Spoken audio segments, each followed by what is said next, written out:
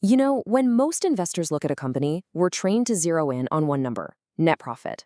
We see a big profit and think, wow, this company is killing it. But what if that number, the one everyone focuses on, isn't the whole story? What if it's not even close to the truth? Today, we are pulling back the accounting curtain to find what a business really earns, using a secret number favored by one of the greatest investors of all time.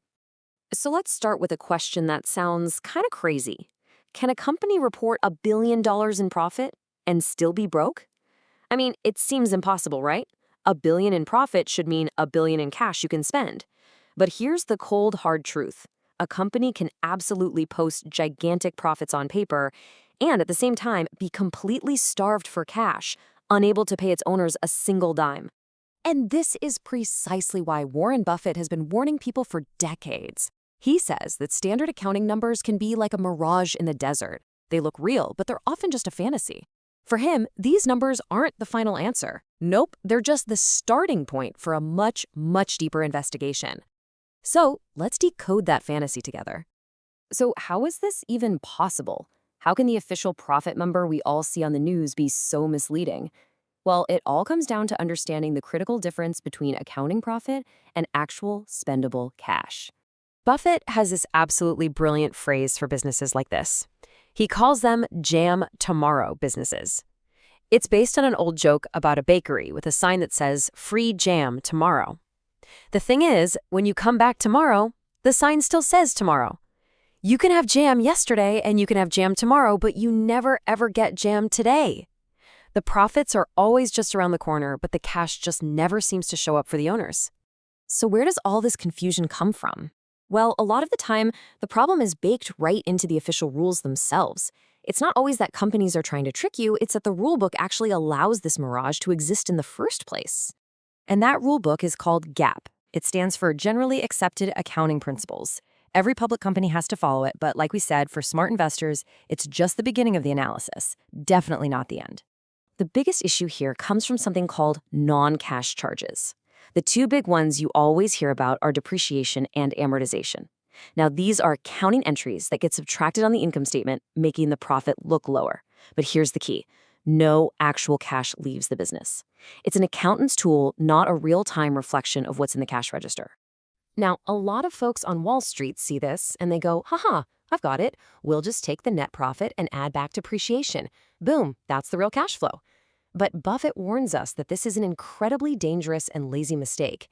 It's a convenient little fiction that gets used to justify insane prices for businesses that are actually just hemorrhaging cash.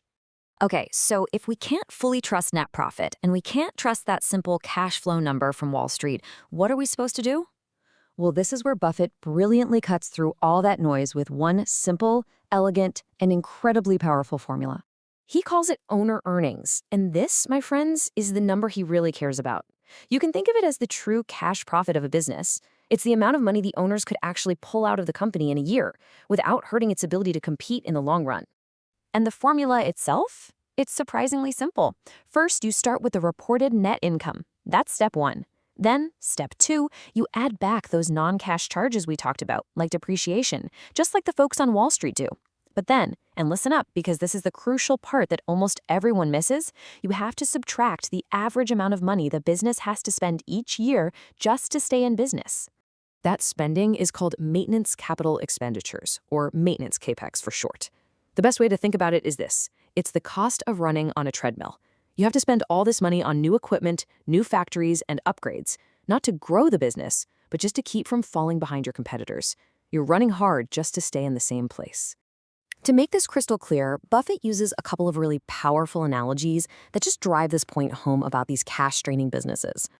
Okay, imagine you own a steel mill. On paper, it makes $1 million in profit this year. Fantastic, right?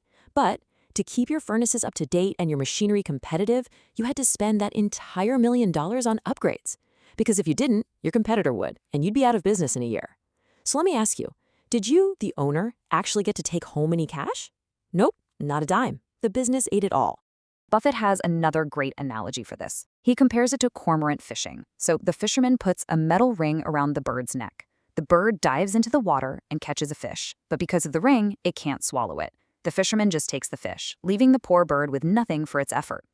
In a lot of heavy smokestack industries, the business is the cormorant. It catches cash. But the massive maintenance needs that ring around its neck prevents the owners from ever keeping it. Now, the complete opposite is a business like See's Candy. To make more money, they don't need a new billion-dollar factory. They just raise the price of a box of chocolates by a little bit. And guess where that extra cash goes? Straight to the owners. So the really crucial point here is understanding how you can use this mindset to look at any business. And the great thing is, you don't need a PhD in accounting to do it. You just need to know where to look and what question to ask. So here's a super simple way to get started. Just pull up a company's annual report, you can find it online for free, and find the statement of cash flows. On that statement, look for a line called capital expenditures. That's the money they spent on things like property, plant, and equipment. Now, just compare that number to the depreciation number from the income statement. Now, look, it's not a perfect science, but it's a great starting point. If a company is consistently, year after year, spending way more on capital expenditures than it's reporting in depreciation, that is a massive red flag. It's a huge clue that this business is stuck on that treadmill, running faster and faster just to stay in the same place. You might just be looking at a cormorant. Ultimately, it all just boils down to this one simple, powerful question. Forget the complicated spreadsheets for a minute. Forget all the jargon. Just ask yourself this. If I owned this entire company, 100% of it, after I've paid all the bills and reinvested everything that's absolutely necessary to keep the business alive and competitive, how much cold, hard cash could I actually put in my pocket at the end of the year? That's owner earnings. And that is the secret number.